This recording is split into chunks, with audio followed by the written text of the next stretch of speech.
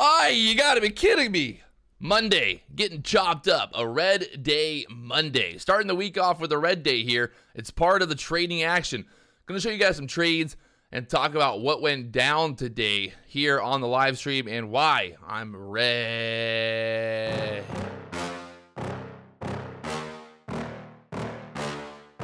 Yeah.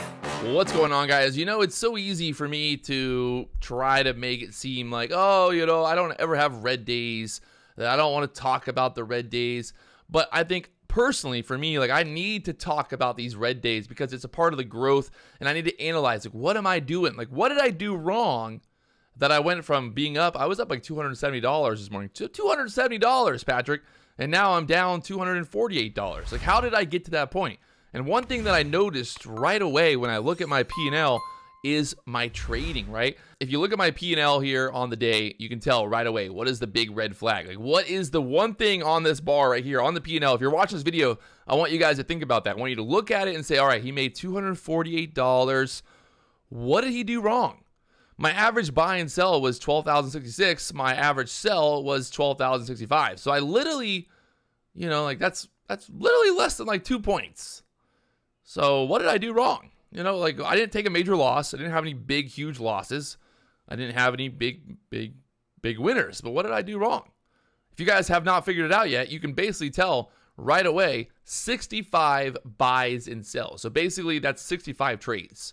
You know, maybe not 65 trades exact, but I'm trading 3 contracts. So you divide that by, you know, that's like 30 trades, basically. I made 30 trades a day. That was the big red flag, and that right there tells you, like, I did something wrong, and that was overtrading. I overtraded. And why did I overtrade? I'll tell you right now, looking here at the chart, what did I do? Like, where was I overtrading at, and why was I over? So in the morning we had a pop up. We ended up making money there. I'll show you the trade.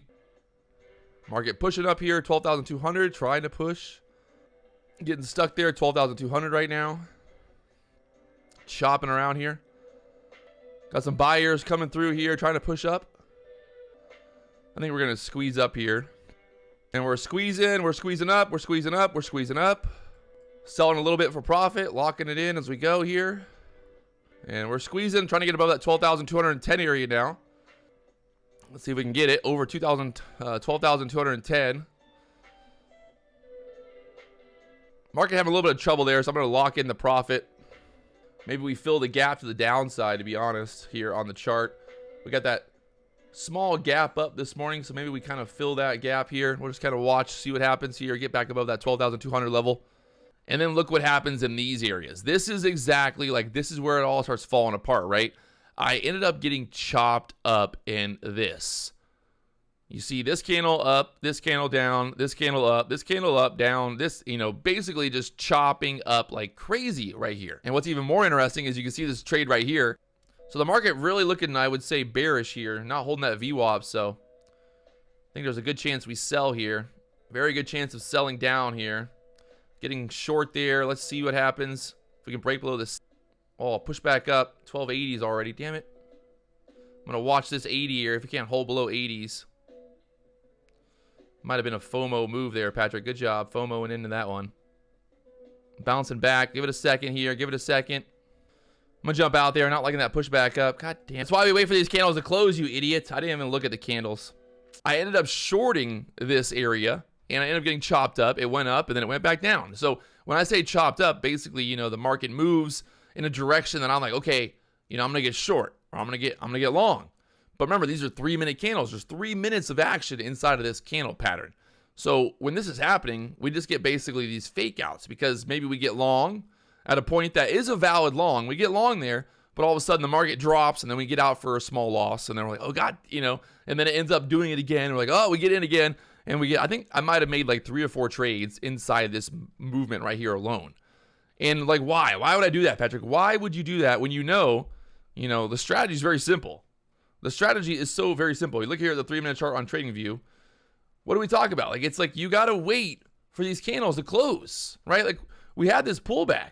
You know, we had this pullback here.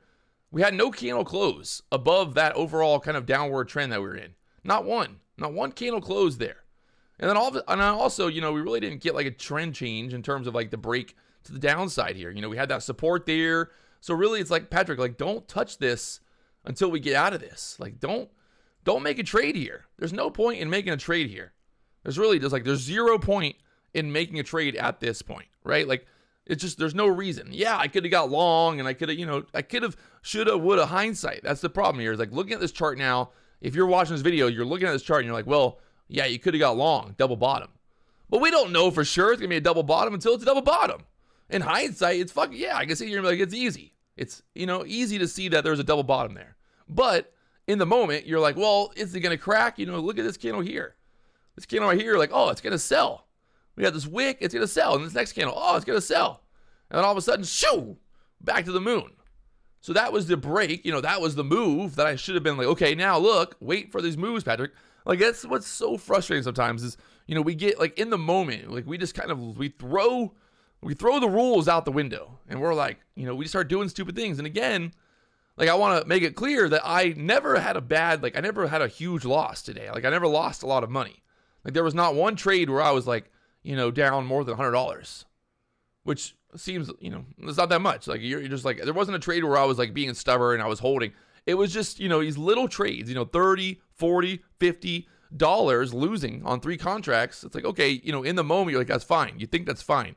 But then that $50, when you're getting chopped up, when you get 3, 4, 5 trades in a row where you're just getting chopped up. And the funny thing is, like a lot of those trades, I enter the trade, for a moment, I'm up $50 and I'm like, okay, I'm going to hold this. It's going to make a move higher. And then all of a sudden, it crashes back down and then I get out for a loss. So I don't know if I need to like basically like set a rule as well that like if a trade moves in a direction that is like profitable and then it moves back to my stop, like I should just put a stop, right? Like wherever my entry is, if a trade moves up 10, 20 handles to the upside and then all of a sudden like I'm still holding and it pulls back and it breaks below my entry, like maybe, there's a good chance that I should get out at that entry because there's probably like a reason that the market's, pulling back. Maybe I had a bad entry. So that's something to think about. Maybe I'll think about that, kind of putting a stop loss at my entry, like once the trade moves, in that direction that I want it to move in. So, today, it's not a bad day. Like I wouldn't say losing $248 is like a bad day. That's pretty like consistent with like my winners. So, in general, I mean, it's kind of just part of the process. We're going to have bad days, like we're going to have red days. And I think this is just, constantly just, I want to talk through this. I want to talk through like why this is happening. Like, why am I losing on these days? And I think right here is a pretty amazing example of like why, that happened, getting chopped up there. So, Patrick, it's just, I gotta stick to the plan. And also I think I took a trade this morning as well, like trying to buy the dip here and ended up like, again, in the green, it pushed up and we were up like 20 handles at that point and ended up pulling back to my break even point. And at that point I'm like, well, I'm holding. And then it's like, I get out for a loss. So maybe that's a good idea for me. I need to be more focused on identifying, number one, like, is the market trending? Is it pushing higher? Are we chopping around? If I enter a trade when it's a choppy market and the market moves in the direction that I want it to move and I'm profitable in that trade, if I'm not going to take profit right away, then maybe just kind of put my stop loss to my entry. So that way, at least, like if I'm up, let's say I'm up, like I was up $100 on a trade and all of a sudden it crashes back down and then I'm down $50. So I basically gave back all that profit and then I took a loss.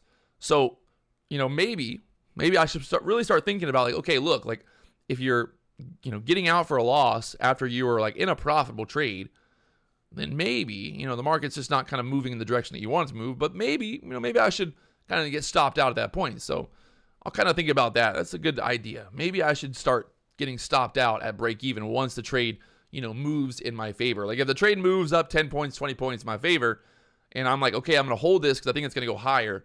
Well, then maybe it's time for me to put a stop loss, at my break even point at that point. So at that point, put my stop at a break even point. So that's probably the moral of the story today. Number one, if you're going to be trading these choppy sections, you probably shouldn't do it first off. But if you're going to do it and you end up, you're in the green and then all of a sudden the market's just pulling back, like you should never let that green trade turn into a red trade, right? Like that should just be like the rule. Like you should never let a green trade go red on you because it's like, why? Like there's literally no reason to do that. So there it is, a little red day recap, kind of going through it with you guys, living the dream.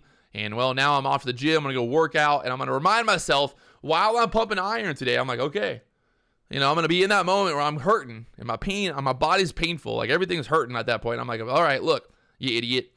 This is what happens. Put that into my head here. And remember, that you have to stick to the plan, stick to the rules. Don't trade the chop. Do not trade the chop.